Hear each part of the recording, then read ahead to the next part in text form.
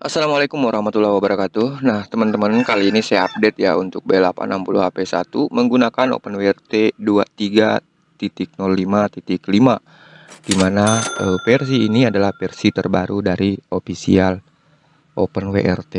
Nah, di sini saya beri versi Classwall 250924, dan tentunya ini mengikuti pendahulu-pendahulunya ya teman-teman, di updatean seperti ini. Nah, baik, berhubung karena sangat banyak perubahan, maka mungkin sedikit agak lebih panjang ya penjelasannya.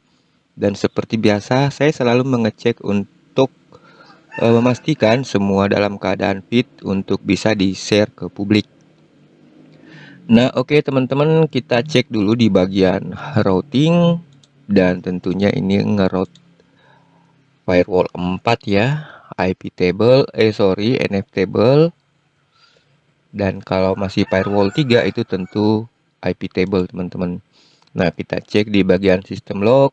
Di sini lognya lumayan sepi ya, karena ini tidak aktif WiFi. Dan di sini saya terkoneksi menggunakan modem handphone. Tadi sempat kebaca ya di sini. Ya, kebaca di sini teman-teman. Xiaomi Redmi Note 3. Oke. Kita lanjut di bagian proses. Seperti ini prosesnya ya, lumayan sepi juga karena tidak ada proses WiFi yang aktif di sini. Kita lanjut ke net monitor. Seperti biasa saya ingatkan buat teman-teman, terutama teman-teman pemula, untuk mengedit file netdata.html yang ada di folder www di sini ya, untuk menyesuaikan interface yang teman-teman gunakan.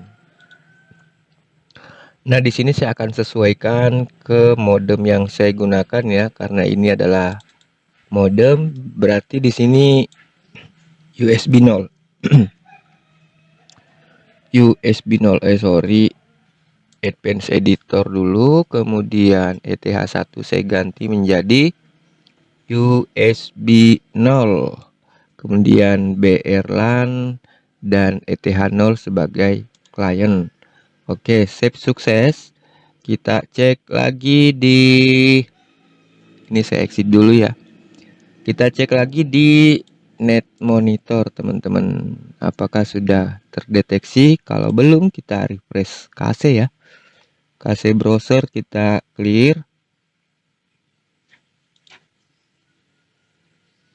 Ini sorry, sudah terclear. Dan tentunya di sini sudah terdeteksi modem ya. Nah, oke, belum ada data karena data ini akan update setiap 5 menit teman-teman, sesuai dengan yang ada di schedule task ya. Dan free memcache menggantikan rilis RAM yang di firmware jadul.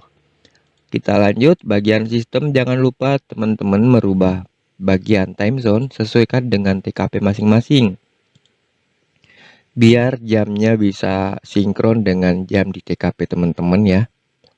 Nah, oke, jangan lupa untuk klik sync with browser untuk mensinkronisasi secara manual. Kita lanjut di bagian administration untuk merubah password Luci tadi di situ ya, di router password. Nah, untuk bagian software sendiri saya sudah update semua ke yang terbaru. Semua modul termasuk PHP 8 diupdate sesuai dengan updatean yang ada di repo OpenWRT teman-teman. Kita cek di bagian startup.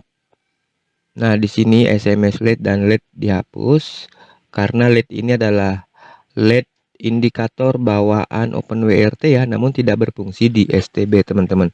Dan di STB pun sudah dibuatkan script khusus untuk mengaktifkan internet LED indikator. Nah, oke.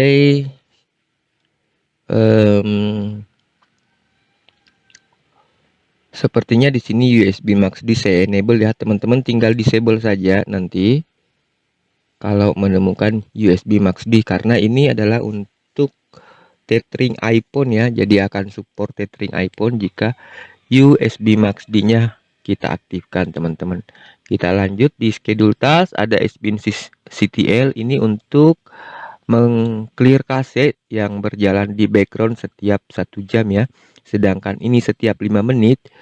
pnstati.sh untuk mengupdate net monitor setiap 5 menit teman-teman. Nah, kita lanjut di manager. Di sini OpenWRT-nya saya running di eksternal SD card ya, meskipun di internal STB sudah ada OpenWRT juga. Tapi itu masih OpenWRT lama, teman-teman. Nah, kemudian kita lanjut ke file manager, aman diakses, dan file pendukungnya yaitu PHP 8 sudah diupdate semua sesuai dengan updatean yang terbaru di repo OpenWRT. Nah, untuk mount point seperti ini.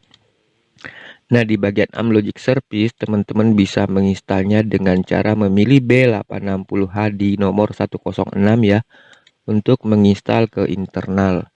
Dan di sini CPU setting sudah dimentokin ya, sesuai dengan maksimal frekuensi yang ada di STB jenis ini teman-teman, yaitu B860H P1 ya. Server log aman, shutdown reboot tetap ada ya. Nah, untuk di bagian modem sudah tidak ada modem info ya teman-teman, karena memang beberapa waktu lalu saya sudah informasikan, rasa-rasanya kepengen saya hapus ya modem info karena double dengan 4G connection. Nah, 4G connectionnya sendiri ini silakan teman-teman konfigurasi, namun tidak dijamin ya semua modem support. Terkadang ada modem meskipun disetting seberapa, tetap saja general information dan modem informationnya di sini tidak tampil. Itu tandanya tidak support. Tapi tidak ada masalah ya teman-teman, yang penting masih bisa terkoneksi ke internet. Lanjut, monitor masih tetap saya tetapkan di sini karena kita butuh rebut modem ya untuk modem-modem Huawei, baik yang terkoneksi menggunakan USB stick maupun yang terkoneksi menggunakan kabel LAN atau RJ45. Nah, kita lanjut. Nah, di sini teman-teman ada banyak perubahan di sini yang sebelumnya di updatean 290 berapa ya?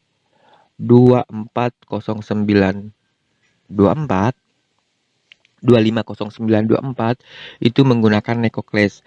Tapi saya pikir-pikir dan setelah banyak mempelajari, NecoClass itu tidak maksimal teman-teman. Di samping penggunaan RAM-nya sangat besar, lebih besar di antara ketiga tunnel ya, seperti Paswal, OpenClass, itu NecoClass jauh lebih besar penggunaan RAM-nya. Di samping itu juga belum maksimal betul ya, baik untuk miHomo-nya maupun Singbox-nya teman-teman. Dan adapun updatean yang tiap minggu berubah itu hanya memperbaiki di bagian tampilan saja, tidak terlalu memperhatikan di bagian utama yaitu koneksi internetnya. Jadi saya pikir saya lepas saja, kemudian saya ganti dengan miHomo. miHomo ini jauh lebih ringan dari kedua tunnel di atas ya, Paswal dan OpenClass. Dan di sini juga sudah saya sertakan konfigurasi, teman-teman tinggal ganti akun. Nah, ganti akunnya itu sudah ada menu di sini ya, proxy rule.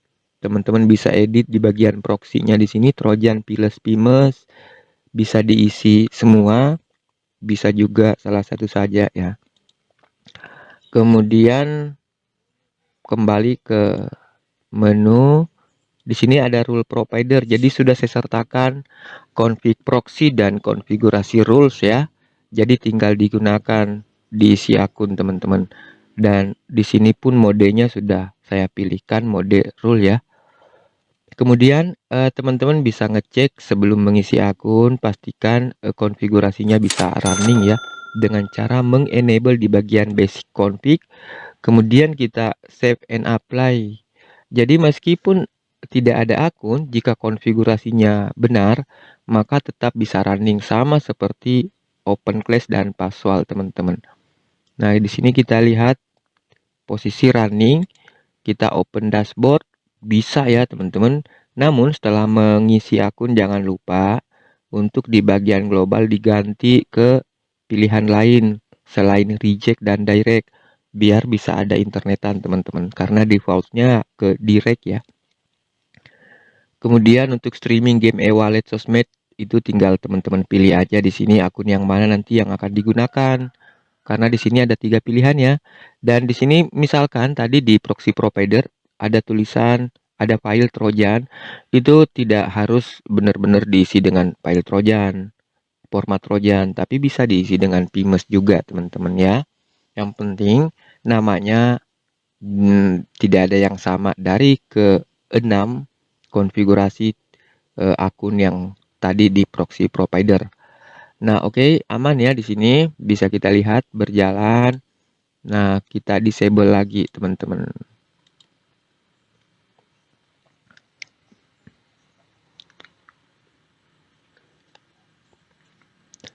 Oke, untuk mengedit konfigurasi utama teman-teman bisa pilih editor ya, kemudian pilih di sini rere.yml.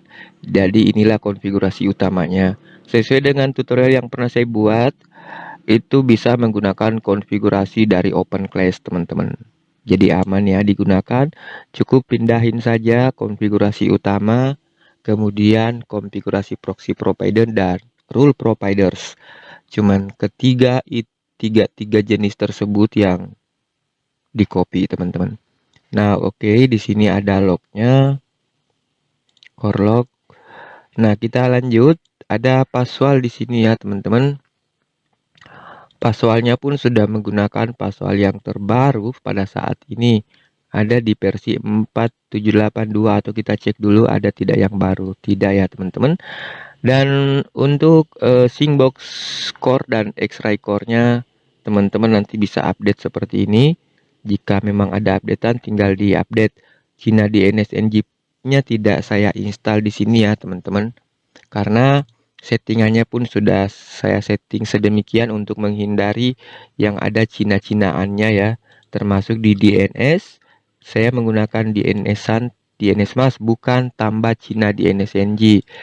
Kemudian begitu juga di bagian modenya untuk Cina listnya saya sudah close ya. Dan di sini sudah tidak ada yang tercentang. Jadi sudah tidak ada hubungannya dengan Cina DNSNG. Oke, kita lanjut. Di bagian order setting saya pastikan semua tersetting. Kalau saya sih di sini ya bukan pilih redirect teman-teman. Karena NFTable itu cocoknya menggunakan T-proxy. Jadi lebih maksimalnya menggunakan T-proxy sebenarnya. Hanya di konfigurasi defaultnya itu saya belum rubah ya. Tinggal dirubah aja nantinya teman-teman. Lanjut di bagian rule manage. Sudah ada rule-nya juga ya di sini. Jadi ada di sini ada 3 tunnel yang konfigurasinya itu bisa dikata sama ya teman-teman. Hanya beda di tile scale. Di sini saya masukkan tile scale tapi di rule password dan mihomo saya lupa masukin ya. Jadi tinggal dicontohin saja nantinya teman-teman. Nah, baik, kita lanjut di bagian OpenClass juga sudah saya update ke versi 0.46.033 beta. Kemudian plugin setting dan di bagian version update teman-teman bisa lihat ya.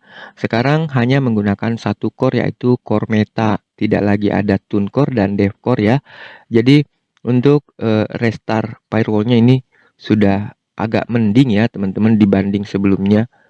Karena memang kendala di OpenClass itu adalah restart firewall yang sangat lama. Sehingga pada saat kita running itu lumayan lama ya. Untuk bisa sampai ke tahap running.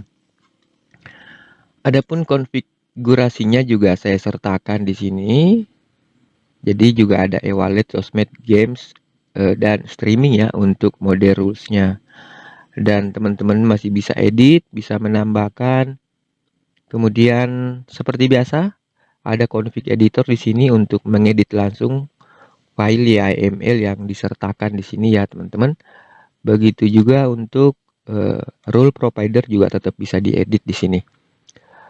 Nah, oke, kita lanjut ke tile scale. Tile scale-nya juga saya sudah update. Updatean perbedaan di versi sebelumnya itu ada di advanced setting.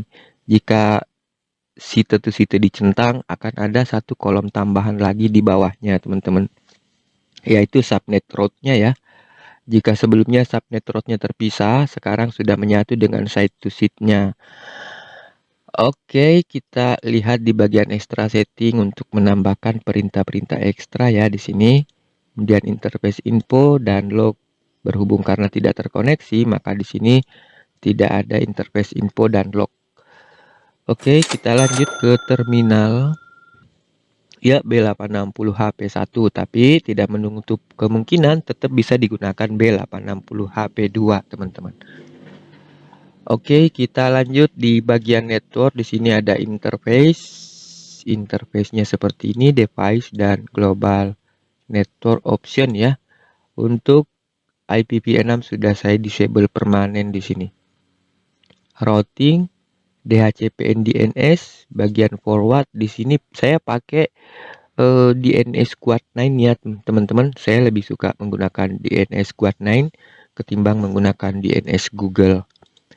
Baik diagnostik. Nah, di bagian firewall di sini teman-teman bisa lihat sudah ada firewall untuk tile scale-nya ya. Dan begitu nanti di enable, maka otomatis di interface akan ada interface baru yang bernama tile scale dan berwarna biru tentunya. Baik, untuk network sudah, kita lanjut cek untuk bagian icon navbar apakah semua berfungsi sesuai dengan arahnya.